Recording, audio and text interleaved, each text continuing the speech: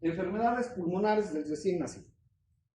¿Ya? Aquí vamos a ver enfermedades las más frecuentes porque nos faltaría tiempo y clases para tal vez detallar y sabemos muy bien de que el objetivo, ya sea o la finalidad de la facultad, ya sea por una enseñanza por objetivos o una enseñanza por competencias, debemos pensar en algo que es la finalidad, que viene a ser el perfil del médico general. Si bien estas patologías que las vamos a ver son muy frecuentes en neonatología, probablemente algunos digan no voy a manejar nunca porque no voy a ser del área y tal vez en el internado roteo otro tipo de especialidades o subespecialidades, por lo menos, por lo tanto no voy a ver neonatología, pero quizás sí ven.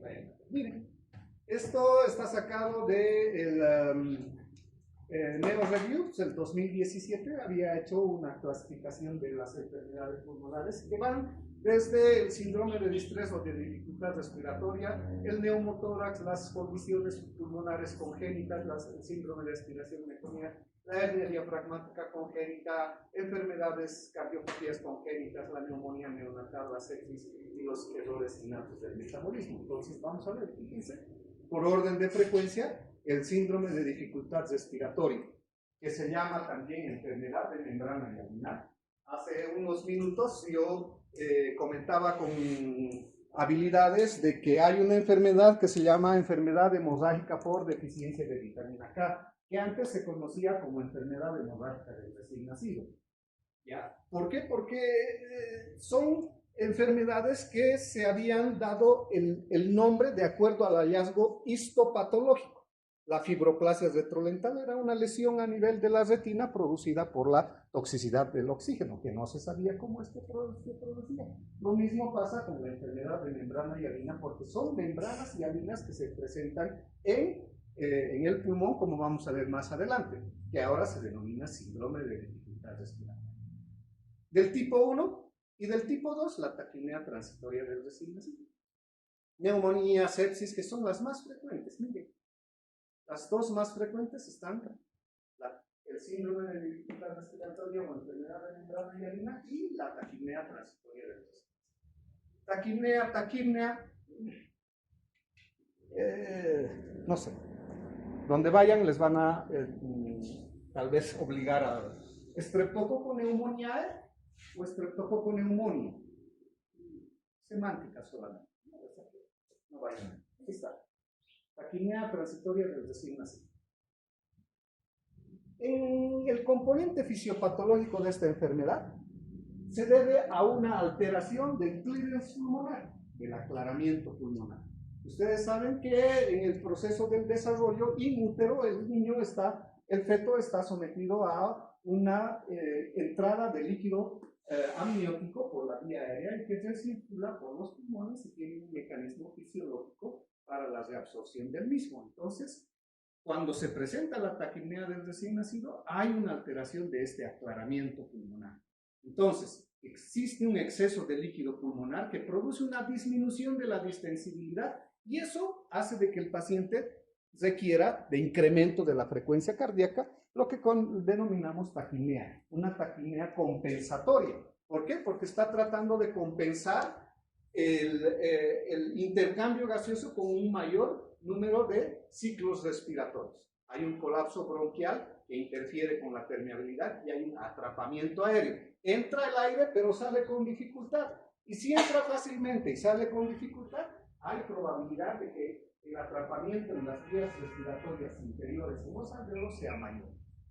Alteración del BQ que ustedes conocen que va a llevar a una hipoxemia. Un edema alveolar, presencia de agua dentro de los alveolos que va a disminuir la ventilación y va a producir un intercambio. Entonces, todos estos mecanismos fisiopatológicos que vemos acá arriba, exceso de líquido pulmonar, colapso bronquial, alteración de la ventilación, perfusión y edema alveolar, son los responsables de un mal clearance pulmonar. Pregunta de examen. Entonces, tómenle nota. La forma de la pregunta ya vamos a ver, pero que está acá. Estos actores que estamos viendo son los responsables de lo que les menciono. Miren, el mecanismo del aclaramiento del líquido pulmonar durante el parto.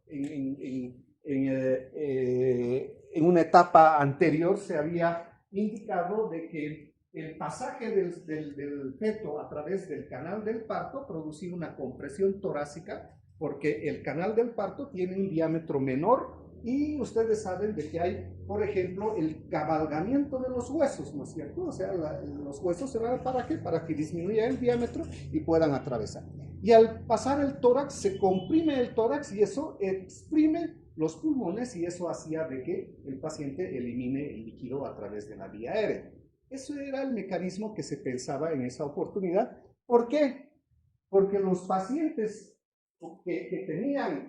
que nacían por un parto eutóxico normal, tenían muy pocas probabilidades de taquimia transitoria. Pero los niños que nacían por cesárea, que no atravesaban el canal del parto, tenían más probabilidad de taquimia transitoria, y por eso dijeron, bueno, pues influye eso. Y en realidad no es tanto, sino que se descubrieron estos canales epiteliales de sodio, que son precisamente activados por el sodio, que van a arrastrar el cloro, y estos son los responsables de introducir el líquido de los pulmones hacia los vasos sanguíneos o hacia los vasos capilares, y eso absorbe el líquido del intersticio y eso lleva a la circulación general.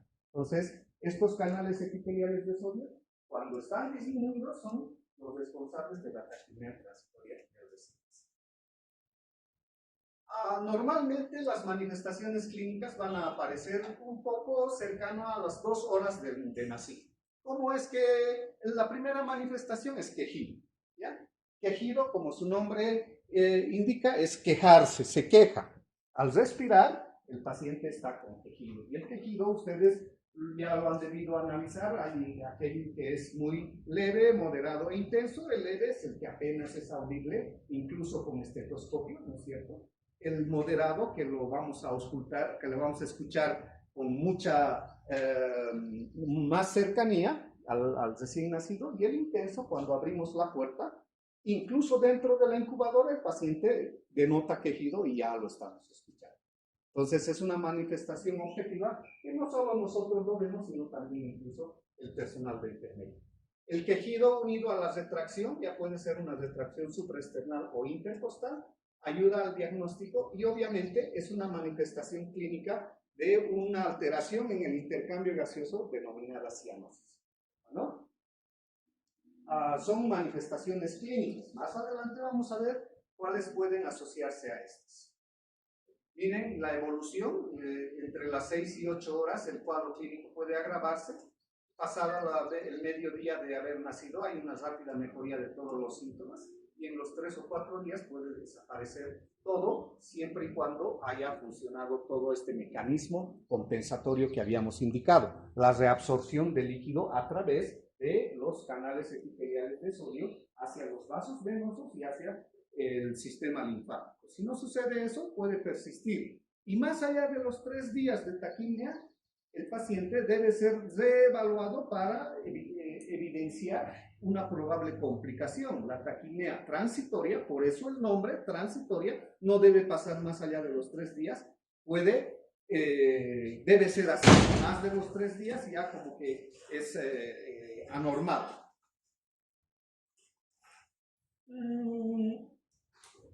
Existen algunas manifestaciones radiológicas. En líneas generales, todas las manifestaciones clínicas son importantes para orientarnos a nosotros hacia un posible diagnóstico. Los hallazgos radiológicos son complementarios a nuestra clínica, por lo tanto podremos encontrar, por ejemplo, una trama broncovascular incrementada, un refuerzo de la trama broncovascular a nivel de los ilios pulmonares. Líquido pleural, la presencia de líquido pleural, inclusive podríamos observar un borramiento del ángulo costodiafragmático, o lo que aquí indica el derrame en las cisuras. Las cisuras son aquellos espacios que se encuentran entre ambos glóbulos y que, como ustedes saben, es un espacio virtual, no existe un espacio per se.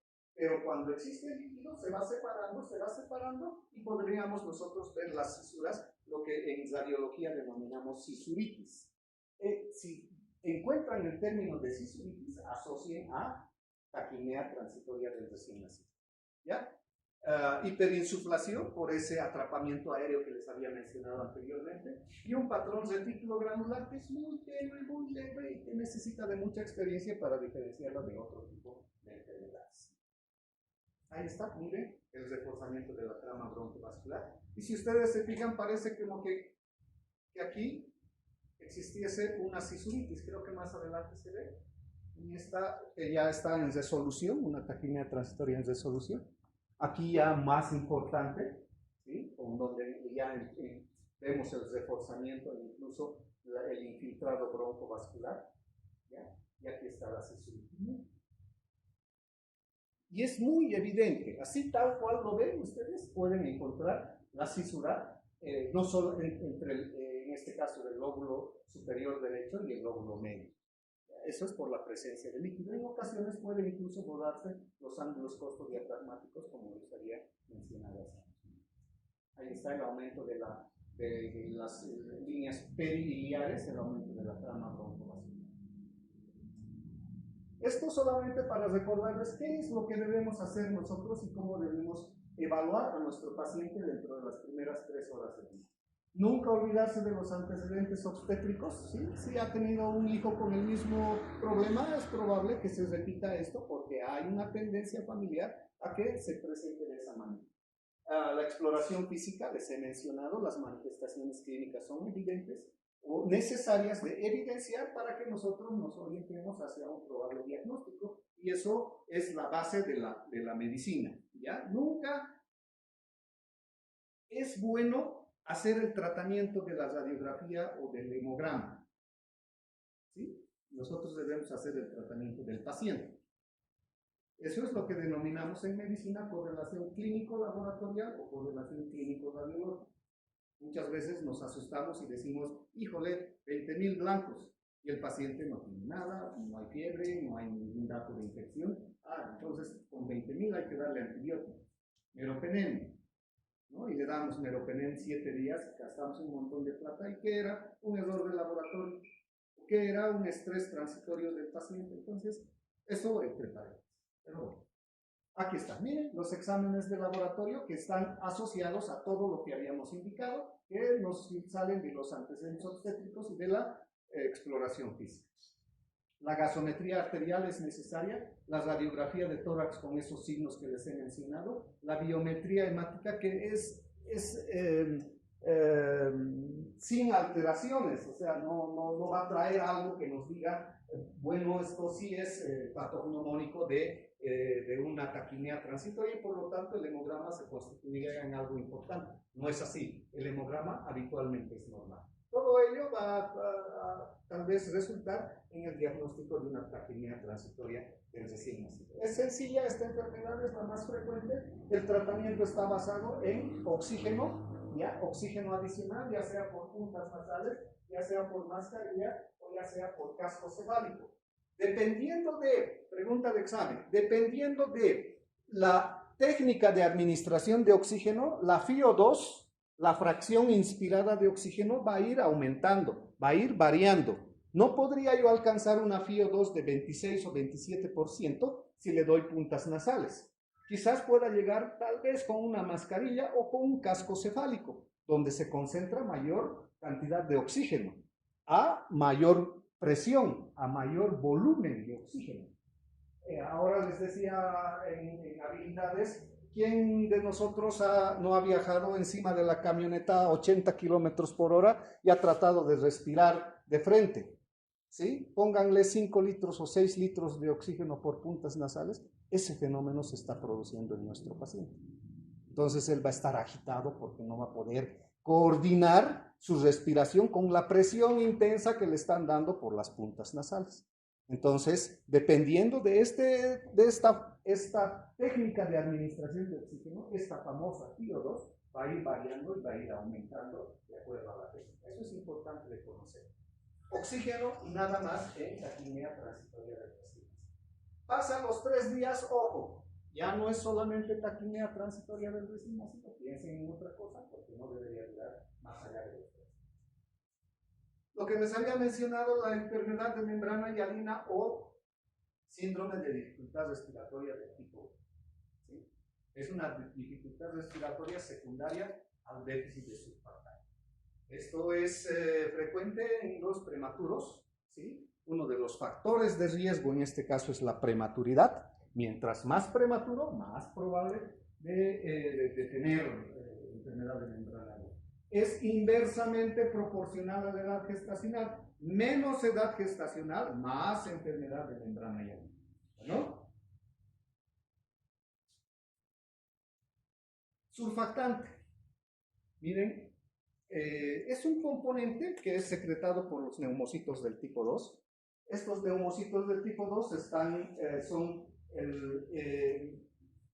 empiezan su función a partir de las 24 semanas de edad gestacional y empiezan a funcionar produciendo surfactante, de inicio un surfactante de mala calidad y de poca cantidad, y luego por una vía metabólica que se llama fosforilación, y luego hay un surfactante de buena calidad a partir de las 28-30 semanas que ya tiene otra vía metabólica. ¿Qué actividades tiene? Facilita la expansión alveolar en la inspiración, mantiene la compliance pulmonar, disminuye la tensión superficial de la pared, evita el colapso alveolar, mantiene el volumen residual efectivo.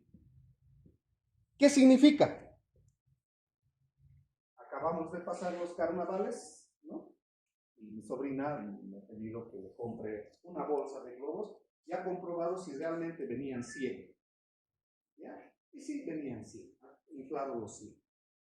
Inflen un globo con la boca, inflen un globo. Y eso van a necesitar una fuerza, una presión para distender el globo. Eso sucede en la primera respiración. Si no tenemos surfactante, esa distensión del alveolo se va a colapsar totalmente. Para la segunda respiración voy a necesitar nuevamente inspirar y distender el alveolo. Pero ¿qué es lo que necesito? La misma intensidad de fuerza que la primera respiración. Y en la tercera, la misma intensidad. Y en la cuarta, la misma intensidad. Y el paciente empieza a cansarse. ¿Por qué? Porque no tiene surfactante. ¿Qué hace el surfactante? Disminuye esa tensión superficial.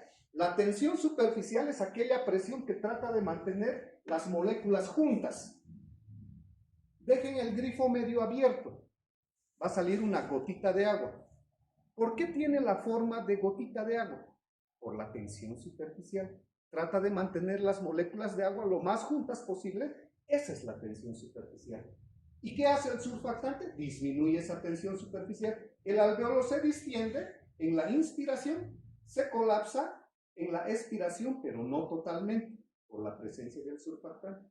La segunda respiración ya no va a necesitar la misma fuerza para distender el alveolo. Entonces, esa es la función del surfactante, disminuir la tensión superficial. La composición del surfactante, dipalmitoil, fosfatidilcolina, el más importante. Pero esta es pregunta de examen. Si yo encuentro fosfatidilglicerol en líquido amniótico, ese pulmón está maduro. La enfermedad de membrana hialina se debe a una inmadurez pulmonar, ¿no es cierto? Hay menos cantidad de surfactante, como les he mencionado, por estas vías metabólicas de producción, bla, bla, bla, y todo lo que hemos mencionado. Y los componentes del surfactante son 5, fosfatidilinositol, glicerol, fosfatidilcolina, fosfatidilcerina y dipalmitoil, fosfatidilcolina. Entonces, esta es la más importante, la fosfatidilcolina. Pero si yo encuentro este fosfatidilglicerol en el líquido amniótico, el pulmón está maduro. Entonces, mi paciente no va a tener enfermedad de membrana hialina. Bueno, pregunta de examen les digo. ¿Cómo evalúo a mi paciente con dificultad respiratoria? La escala de Silverman-Anderson. Anderson, hay literatura que le cambia el apellido o la letra del apellido, no sé. Tal vez es sueco o tal vez es gringo, no sé. Silverman-Anderson que determina, miren, si vamos de arriba hacia abajo, yo empezaría por el aleteo nasal, el quejido, la retracción sifoidea, el tiraje intercostal y la disociación tóraco-abdominal. El aleteo nasal, el quejido, la retracción cifoidea, la retracción intercostal y la disociación tóraco-abdominal, de arriba hacia abajo. Sistemáticamente tengo que analizar a mi paciente de esa manera. Nos han enseñado semiología clásica, tercer año, colóquese a la derecha del paciente, evalúe de la cabeza a los pies, siempre, ¿no es cierto? En pediatría podemos hacer de la misma manera con ciertas salvedades que en alguna oportunidad la vamos a evaluar, ¿ya?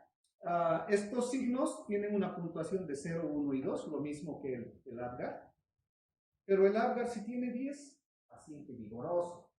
Si el Silverman tiene 10, hagan algo porque se va a morir de dificultad respiratoria grave, ¿ya? Entonces es contrario al Apgar. Silverman, mientras estemos en una puntuación de 0, no hay dificultad respiratoria.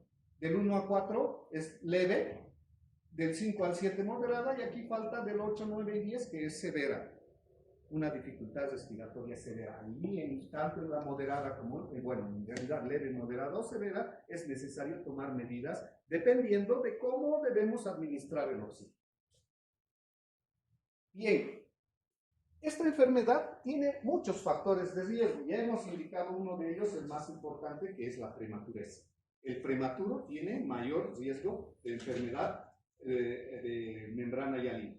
Miren, hay algunos factores de riesgo que, aparte de la prematurez, van a incrementar el riesgo de que el paciente tenga enfermedad de membrana hialina. La diabetes mellitus, el embarazo múltiple, sobre todo el segundo gemelar, parto por cesárea porque no se produce ese mecanismo de estrés, el estrés por frío o la hipotermia o la injuria por frío, los varoncitos, ¿ya? Aquí está eritroblastosis fetal. Ya no se llama así, se llama enfermedad hemolítica del recién nacido.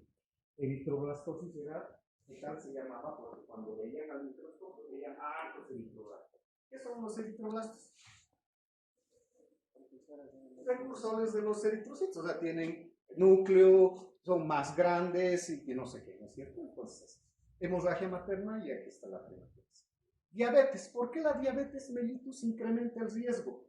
El factor principal para la producción de surfactante, la piedrita angular donde se forma el surfactante, es la glucosa. ¿Ya? Entonces, ambas vías metabólicas que les he comentado necesitan de glucosa para producir surfactante.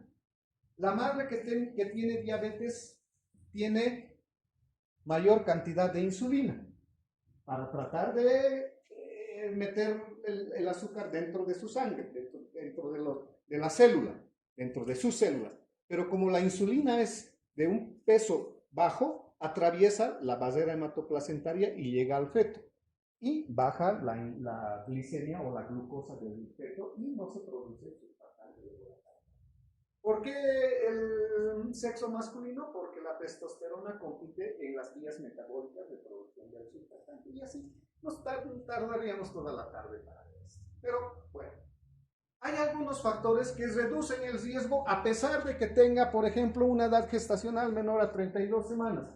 Las madres que fuman, la hipertensión arterial esencial, la ruptura prematura de membranas, esta hipertensión ya sea previa al embarazo o durante el embarazo, corticoides antenatales, retardo del crecimiento intrauterino y parto vaginal. Analicemos la hipertensión arterial, la ruptura prematura de membranas, más de 18 horas, ojo, más de 18 horas, esto va a ser una pregunta de examen porque sí es necesario de conocer. Ruptura prematura de membranas, más de 18 horas. Retardo del crecimiento intrauterino y el parto vaginal, el uso no solo de cigarrillo, sino de marihuana, cocaína o cualquier otra droga por la madre, disminuyen el riesgo de enfermedad de membrana hialina. ¿Por qué? Porque producen estrés fetal. ¿Cuál es la hormona del estrés? El cortisol. El cortisol actúa sobre los neumocitos tipo 2 y los madura. Y los neumocitos tipo 2 empiezan a producir surfactante de buena calidad. Por eso, quizás los productos de estas madres no vayan a tener enfermedad de membrana hialina. ¿Ya? Esto es lo mismo. Aquí está lo que les mencionaba.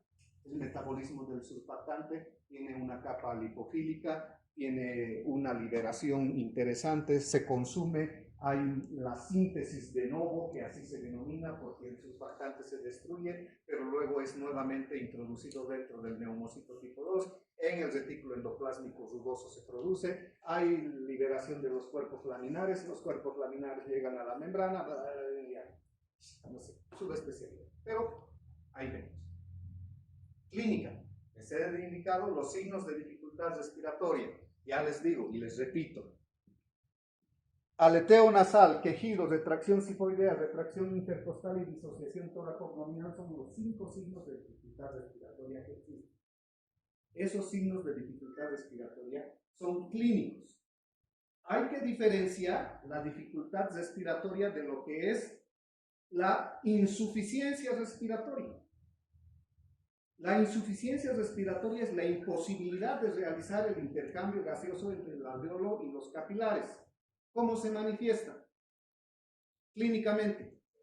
Cianosis. ¿Cómo se manifiesta laboratorialmente? Hipoxemia e hipercapnia. ¿Eso lo vemos? No. Hay que hacer un examen, una gasometría. Pero la cianosis sí la podemos ver.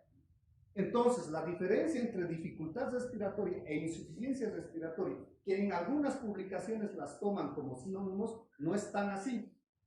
Necesitamos, en el caso de insuficiencia respiratoria, cianosis y alteraciones gasométricas.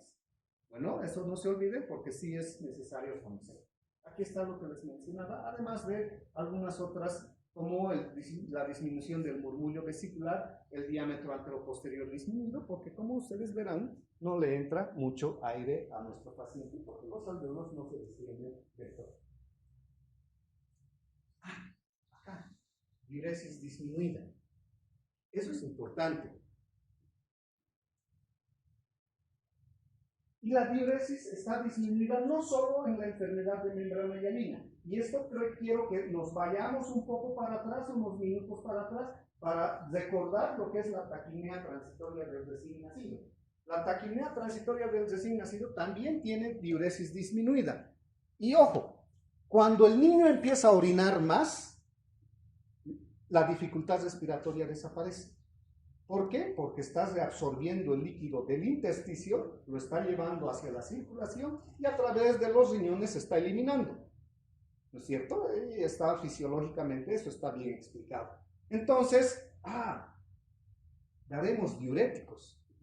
Y así disminuimos la gravedad de la taquipnea transitoria del recién nacido. Porque si orina más, vamos a mejorar la dificultad respiratoria, ¿no es cierto? Es una deducción lógica. Deducimos de que eso es lo que podría pasar. Sin embargo, cuando damos diuréticos no sacamos del intersticial, sino sacamos del intravascular y nuestro paciente se hipotensa y no mejora, empeora. Los diuréticos no sirven, no le den furosemida a la taquipnea transitoria, que en una oportunidad era una alternativa de tratamiento.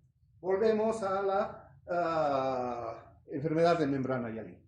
El diagnóstico, fíjense, cuadro clínico, lo que habitualmente no nos gusta hacer, ¿no es cierto? ¿Quiénes odian hacer historia clínica? Levanten la mano. Ay, no me digan que les gusta hacerlo. Odian hacer las historias clínicas. Es más, les voy a decir qué es lo que hacen. Copian lo del R1, lo pegan. Sí, yo hacía eso, no me van a decir que no van a hacerlo ustedes. No. Entonces, pero es necesario, sí es necesario las características clínicas. La radiografía de tórax, la gasometría para determinar el equilibrio ácido-básico. Característica, igual, pregunta de examen, ¿sí? El signo radiológico patognomónico de la enfermedad de membrana hialina es el infiltrado retículo granular en vidrio esmerilado. Vidrio despulido, dicen algunas publicaciones. Si el reporte... A ver. ¿Reporte es una palabra en español?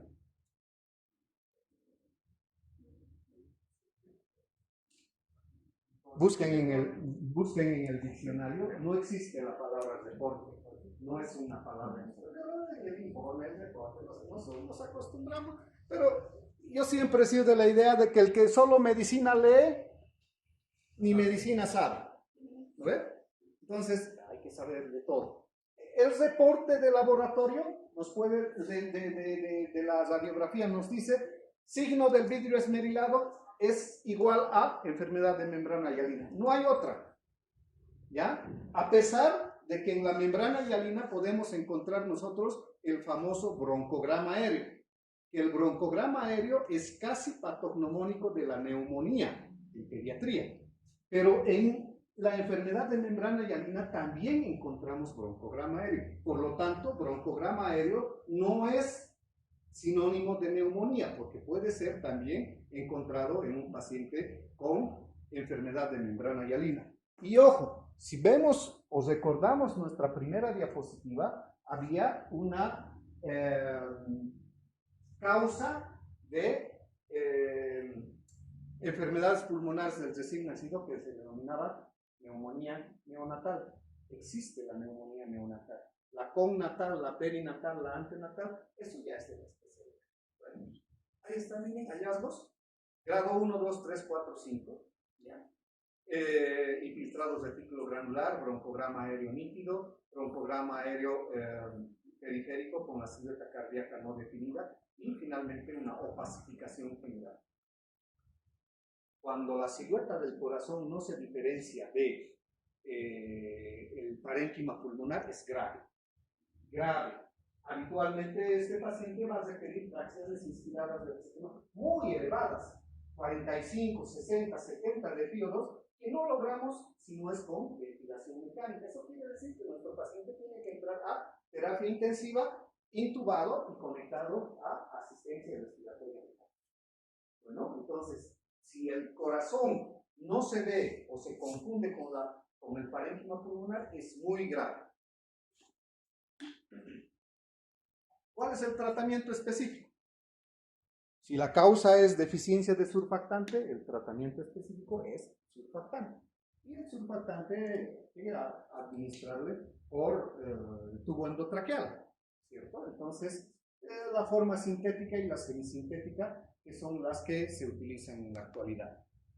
El Curosur, el Veractant, el Surfactant, son todos ellos marcas comerciales de surfactante. En una época había surfactante natural que se obtenía de los pulmones de los recién nacidos muertos, de los morfinatos. Ya se obtenía de eso y se fabricaba el surfactante bajo mecanismos, no sé, centrifugación, no sé, un montón de cosas que hacen, ¿no es cierto? Pero les daba enfermedad injerto contra huésped. Entonces no era bueno el surfactante natural.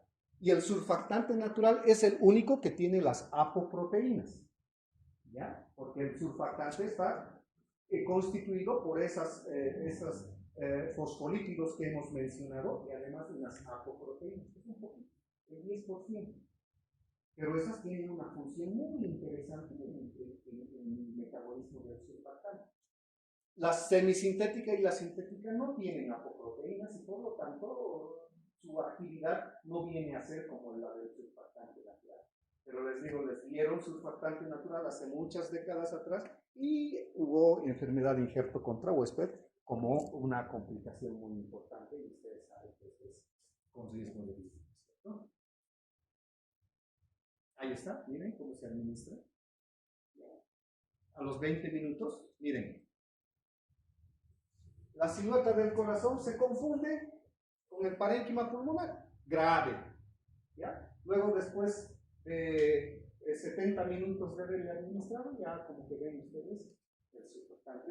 Administrar una dosis, 2 dosis, la técnica, todo eso no es ni siquiera pregunta de examen, porque eso va para la subespecialidad. ¿Cómo les voy a preguntar? En supino, ¿cuántos ml en un paciente de 2.1 kilos se debe administrar de surfactante sabiendo que estamos utilizando Veractant? No tiene sentido, ¿no es cierto? Entonces habrá que hacer que Esto sí necesitan saber. Ven una radiografía de estas cuando les dicen, a ver, interno, el interno es el que va por, ¿no? Va por la radiografía, va por los laboratorios, va por los medicamentos, va por todo. Vamos a rayos X, nos dan la radiografía y vemos, vemos de esta, hay que ir inmediatamente y decir, sí, aquí hay algo grave. Aquí, solamente para conocimiento general, aunque de todas maneras se los voy a decir en habilidades. El surfactante es una medicación por el tubo endotraqueal, ¿ya? Y hay solo 4 otros medicamentos que se colocan por el tubo endotraqueal. Lean. ¿Sí? O sea, no es que les estoy diciendo que lean el artículo, lean. Lidocaína, epinefrina, atropina, naloxona. ¿Qué es la naloxona?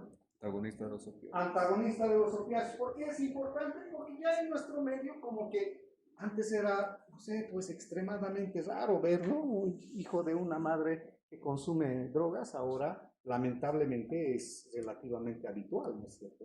Y el niño nace y tiene luego síndrome de supresión y eso es la naloxona, no se olvide de eso. Complicaciones, podemos tener un neumotórax porque aplicamos y el paciente empieza a distender rápidamente los pulmones, se rompe un alveolo periférico y podemos tener fuga de aire. Hemorragia pulmonar de la misma manera, ¿no es cierto? ¿Quién sabe lo que este término, hemorragia ex vacuo? Medicina interna, gastroenterología. ¿Sí? No, gastro, sí, tendría que ser gastro. O es uro. A ver.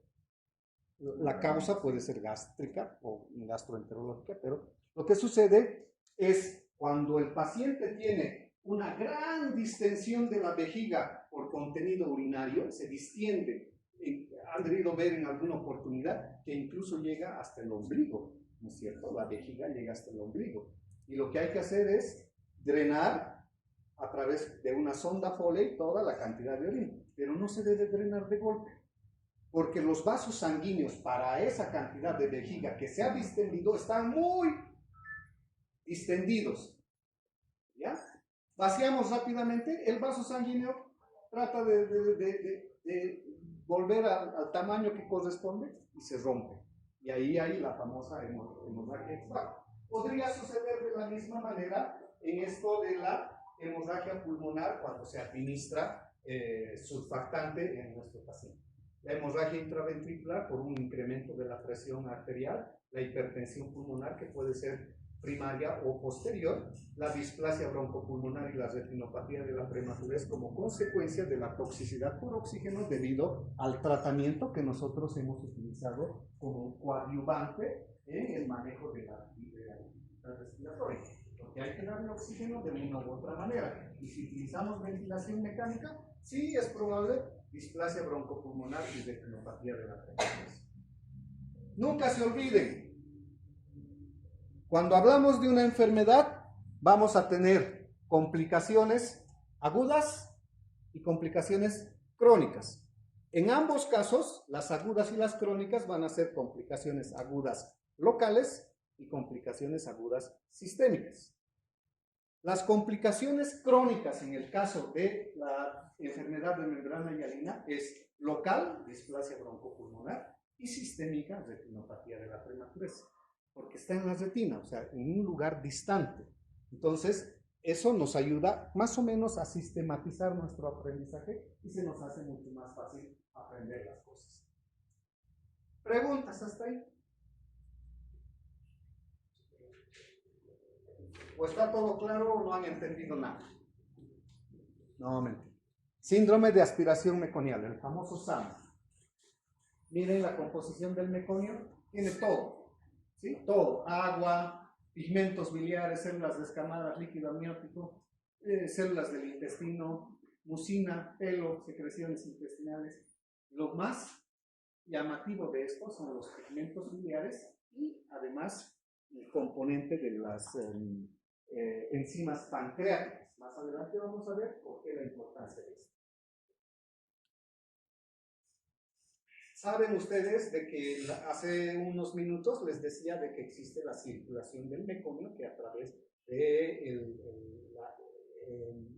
el ingreso a la vía aérea, este meconio, que es este líquido amniótico, tiene que ser reabsorbido y nuevamente entra a la circulación del meconio, como sucede en este caso. Pero aquí ya no es líquido amniótico solamente, es líquido amniótico meconiado. El meconio son las heces del feto y del recién nacido, del feto in útero, entonces va a producir el síndrome de aspiración meconiana. ¿Ya? Hay que diferenciar dos cosas. Uno, líquido amniótico teñido de meconio versus síndrome de aspiración meconiana. Si yo encuentro el líquido amniótico teñido de meconio, puedo no tener síndrome de aspiración meconiana, porque el paciente en algunas oportunidades cierra la glotis y no entra hasta la vía inferior. Entonces no va a aspirarse. Puede ser esa posibilidad, por lo tanto, líquido amniótico teñido de meconio no es igual a síndrome de aspiración meconiana. Pero si yo coloco de diagnóstico síndrome de aspiración meconial, ¿necesito líquido amniótico teñido de meconio? Sí.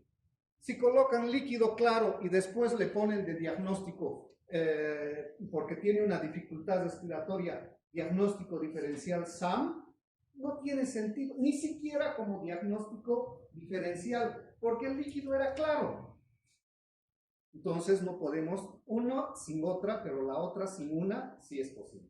¿Sí? Es un trabalenguas, pero es más o menos, ¿han entendido? ¿Sí, no ves? Sí. Ahí están, miren las imágenes. Factores de riesgo: la hipoxia intraparto, la asfixia perinatal crónica, una alteración del perfil biofísico del paciente con una frecuencia cardíaca fetal anormal, los famosos VIPS tipo 1 y VIPS tipo 2 que ustedes deben estar llevando en obstetricia, ¿sí? Todavía no, tal vez, no sé. Pequeños, los que tienen retardo del crecimiento intrauterino, que son pequeños para la edad gestacional, y la historia materna de haber eliminado el meconio a través de, se ha roto la bolsa y ha eliminado un líquido verde. Entonces, eso sí es importante de conocer. Historia clínica, lo tenemos que hacer, hay que preguntar. ¿No?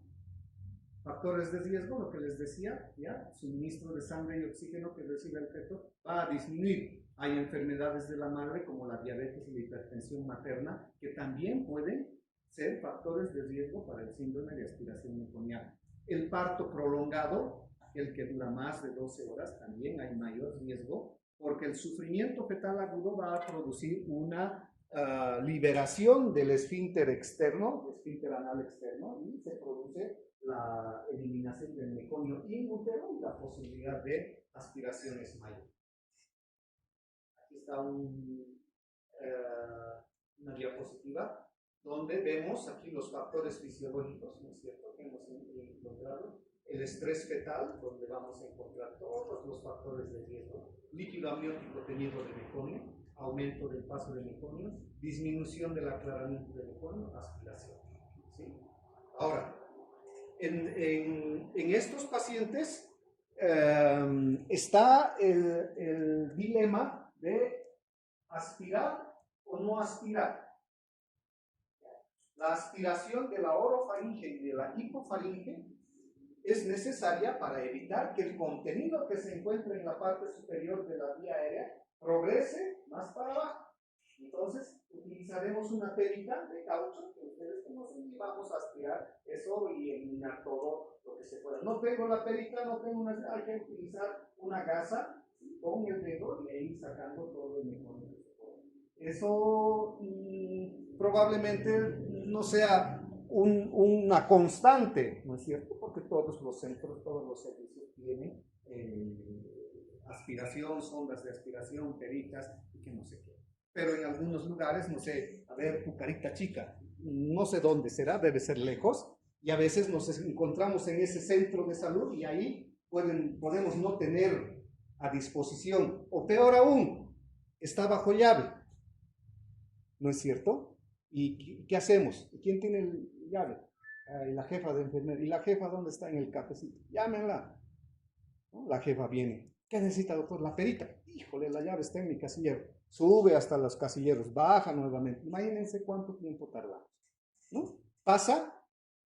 En las películas pasa, en TNT pasa, en la vida real, sí pasa. Y les va a pasar, y cuando les pase se van a acordar de esta cosa. Produce una obstrucción de la vía aérea, una disminución de la distensibilidad pulmonar y daño del parénquima.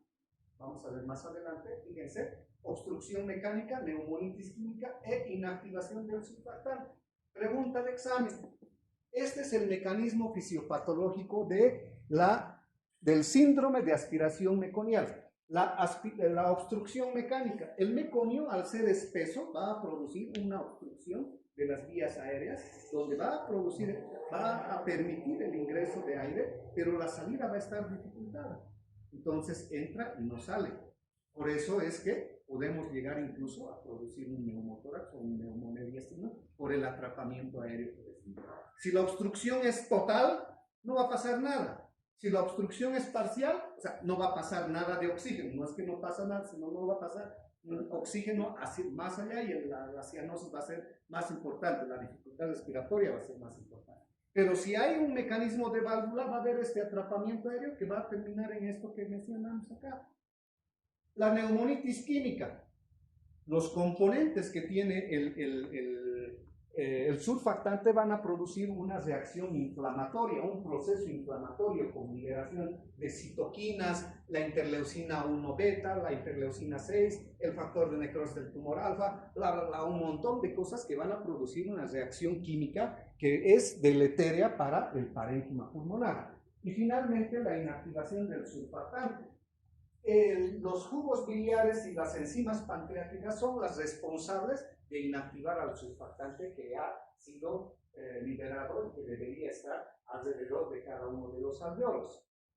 También es pregunta de examen porque esto tiene trascendente importancia en el mecanismo fisiopatológico. ¿Por qué? Porque en los últimos años, como parte del manejo del síndrome de aspiración meconial, estamos utilizando surfactante. ¿Por qué? Porque este surfactante que tenía nuestro paciente se ha destruido por estas enzimas pancreáticas y los jugos biliares. Entonces, la recuperación va a ser más dificultosa y por lo tanto nosotros deberemos darle surfactante. Todo lo que les he mencionado está acá. Como la presentación la van a tener ustedes, entonces como que no es necesario. Bueno, pero aquí, fíjense todo lo que les he mencionado: obstrucción de las vías aéreas, el proceso inflamatorio, la inactivación del surfactante con todas estas citoquinas que son mencionadas. Si alguna vez tienen en la especialidad que ustedes vayan a escoger, por decirles infectología, ¿ya? O sea, hacen primero medicina interna y luego infectología, y encuentran un artículo nuevo de fisiopatología de la sepsis, lean fisiopatología de la sepsis. Si encuentran fisiopatología de la apendicitis aguda, lean fisiopatología. Creo que el componente más importante de la medicina no se encuentra en el 4º ni en el 5º año, se encuentra en el 3er año. Desafortunadamente en el 3er año tenemos, le voy a decir al doctor Calvimón, no es que desafortunadamente, bueno, saben, yo he sido director de carrera y ha habido una pelea campal para tratar de cambiar farmacología en esa época. Estábamos a punto de iniciar todo el proceso para cambiar. ¿Y qué creen que ha pasado? La pandemia. No, elecciones. No sabe. Creo que vamos a entrar de nuevo en eso, ¿no? Sí, vamos a entrar en eso. Pero pandemia y ahí se cortó todo. ¿No es cierto? Ha habido 1 año y medio en el que casi hemos trabajado de una manera muy regular, y luego farmacología sectorial. Compromiso, sí, hay que hacer necesario también, pero fisiopatología es lo más importante. Si yo conozco fisiopatología, voy a saber qué manifestaciones clínicas tengo que buscar. Si yo sé fisiopatología, voy a saber qué medicamentos voy a utilizar, qué alternativas de tratamiento voy a utilizar. Si existe un proceso inflamatorio infeccioso con liberación de gran cantidad de factor de necrosis del tumor alfa, tendré que utilizar anticuerpos monoclonales contra el factor de necrosis del tumor alfa. existen, no existen, pero están en proceso de... ¿Por qué? Porque ya se ha entendido mejor la fisiopatología. Y si ustedes van a recordar, o cuando lleven sepsis neonatal, van a ver de que es una de las causas de mortalidad neonatal más importantes. Y no solo neonatal, sino infantil. Entonces, solamente esas recomendaciones. Hallazgos generales: líquido amniótico meconiado, impregnación de meconio. El meconio, el síndrome de aspiración meconial es más frecuente en posmaduros. ¿Cómo sabemos que es posmaduro? El cabello tiene más de 2 centímetros, ¿no es cierto? Las uñas largas, ¿no es cierto? Posmaduro. La piel se hace medio arrugada, y si a esto le añadimos un pigmento verdoso, no duden de que el cabello va a ser verde, las uñas se van a teñir de verde, el cordón umbilical teñido y la piel teñida de verde. Entonces, por eso es que nosotros vemos a nuestros pacientes así. Y uno dice, pero esto no puede ser por el simple hecho de que sea posmaduro. La posmadurez también tiene estas eventualidades que son negativas para nuestro paciente. Tal vez ¿qué habrá pasado? Un feo contraste entre lo que es las imágenes, pero bueno, ahí está. Radiografía de tórax es necesario, un patrón algodonoso en parches, una gasometría arterial es necesario para ver esa hipoxemia e hipercapnia. Y aquí está con el panal de abejas, que es patognomónico del síndrome de aspiración meconial. Panal de abejas es patognomónico de síndrome de aspiración meconial. De enfermedad de membrana hialina era vidrio esmerilado. De la enterocolitis necrotizante es neumatosis intestinal. Hay datos patognomónicos. Triángulo de Filatov. No me digan que, no, pues no han llevado todavía infectología. Triángulo de Filatov, lengua frangosada y líneas de fascia es escarlatina, ¿sí? O sea que seguro que sí van a llevar en infectología, por eso los perdono. Diagnóstico diferencial: todo lo que tenga dificultad respiratoria, ¿ya? Incluso la neumonía neonatal, que no está aquí, pero estas son las más frecuentes. La hernia diafragmática congénita. En habilidades van a ver hernia diafragmática congénita. Van a tener una clase relativamente interesante. El manejo, tal vez líneas generales. Si yo estoy en Pucarita Chica, mantendremos Pucarita Chica como el ejemplo, y tengo un paciente que ha nacido en su casa, ha llegado a Pucarita Chica del centro de salud y tiene meconio, ¿lo voy a manejar ahí? No. Pero tengo que hacer tal vez algunas medidas generales, como la limpieza, como la eliminación del meconio, mantener el calor, mantener la oxigenación, mantener la temperatura del paciente, y luego llevarle de ahí a, Pampa Grande, creo que es por ahí, de Pampa Grande lo llevarán más para allá a la Caja Nacional, por decir. ¿Por qué? Porque son niveles superiores de atención donde vamos a tener mejores condiciones de manejo. Entonces, si bien el manejo debe ser explicado como parte del conocimiento que ustedes deben tener, no es como el objetivo, porque el manejo lo realizamos de una manera diferente. O lo hace el pediatra o lo hace el neonatólogo. Pero que ustedes estén con la capacidad de decir, es aspiración de meconio y por lo tanto tengo que referirlo porque hay dificultad respiratoria y requerimientos adicionales de oxígeno, en Pucarita Chica no tengo oxígeno. Entonces tendré que mandarlo a otro nivel de atención. Ese es el objetivo. ¿Sí? Si van a estar en la caja y hay un síndrome de aspiración meconial y ustedes, no, ¿qué es eso? Va a haber otro médico que les va a decir, esto es un síndrome de aspiración meconial. ¿Por qué? Porque ahí es un centro grande, ¿no es cierto? Donde hay muchas personas en el mar. Aquí está bien. Cómo manejar el componente respiratorio, la limpieza pulmonar, hay que hacer monitorización de gases en sangre, de oxígeno, la radiografía. Si tienen posibilidad de sacarle una radiografía, sáquenle y mándenle con la radiografía a nivel superior de atención. Manejo respiratorio, seguimos manejo cardiovascular. Bien, una hipertensión pulmonar persistente del recién nacido vamos a poder manejar nosotros. Probablemente no sea nuestro. ¿Qué complicaciones? Neumonía, atelectasia, neumotórax o fuga de aire, hemorragia pulmonar, hipertensión pulmonar y displasia broncopulmonar. Precisamente displasia broncopulmonar, que como habíamos mencionado, ya esto es poquito, no les voy a quitar más tiempo, es una enfermedad pulmonar crónica de la prematurez, se presenta en el ex prematuro. ¿Ya? El ex prematuro va a tener displasia broncopulmonar y retinopatía de la prematurez. El ex prematuro, pregunta el examen también, es el que va a tener, por ejemplo, más probabilidad de infecciones por el virus incisional respiratorio. Entonces, como que eso hay que conocer, sí, porque vamos a manejar ex prematuro, seguro que sí. Aparece después del parto prematuro en los menores de 32 semanas que han sido sometidas a oxígeno suplementario, más de 21% de FiO2. Aquellos que reciben ventilación mecánica van a tener lo que denominamos volutrauma, trauma por un aumento del volumen de oxígeno, barotrauma, un trauma por el aumento de la presión del oxígeno, y un atelectrauma por la lesión de los alveolos. No se olviden que al finalizar la etapa alveolar de embrionaria, de la formación de los pulmones, los alveolos se van a ir dividiendo, ¿no es cierto? Pero cuando aparece el atelectrauma, todos los alveolos se transforman en una sola bolsa. Y eso disminuye la superficie de intercambio que existe a nivel alveolar.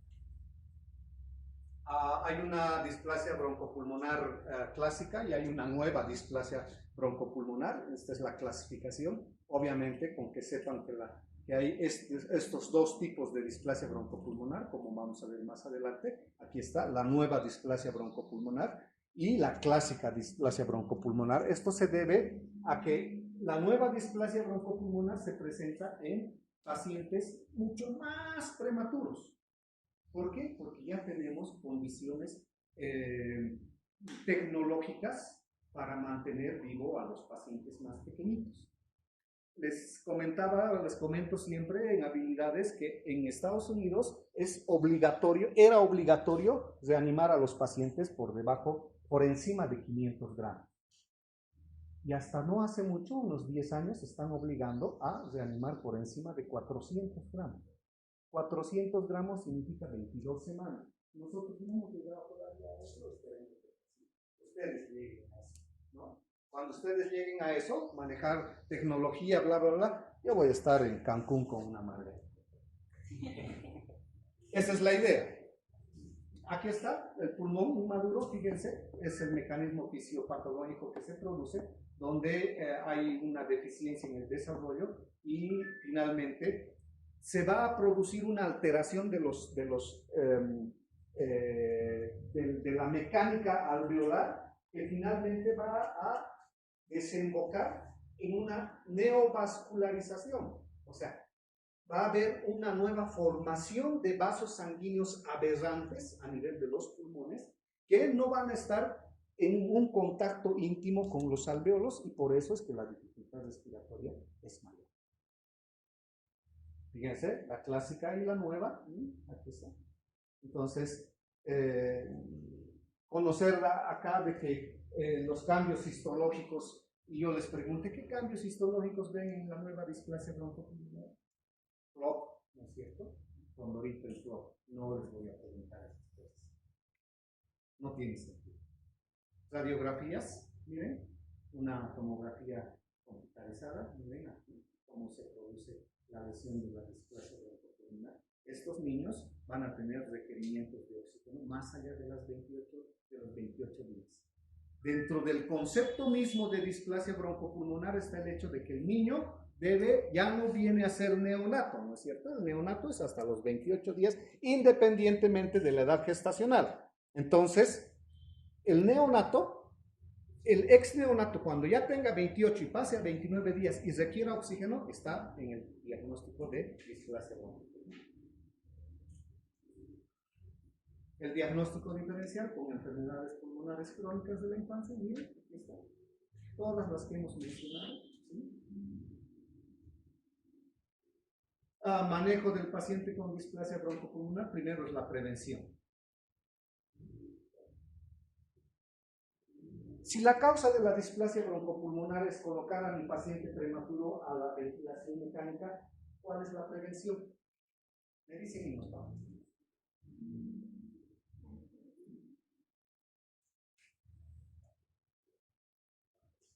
No colocarle al ventilador y que se muera, no. Más arriba, una supraordinada a eso, a ver, Christopher, una supraordinada a eso, a ver, ¿dónde estás, Vero? Nicolai. No, más. O sea, ¿por qué tendría que utilizar ventilación mecánica? ¿Y por qué no respira bien mi paciente? ¿Y por qué no están bien sus pulmones?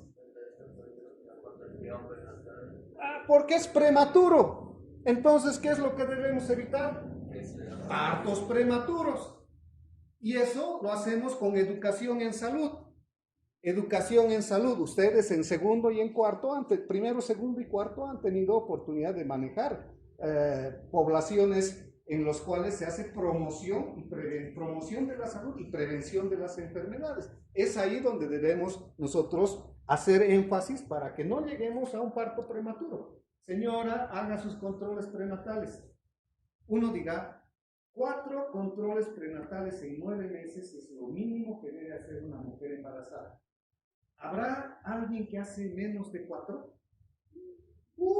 Y como dicen por aquí, sí, hay. Y eso es grave, ¿por qué? Porque nos falta educación en salud.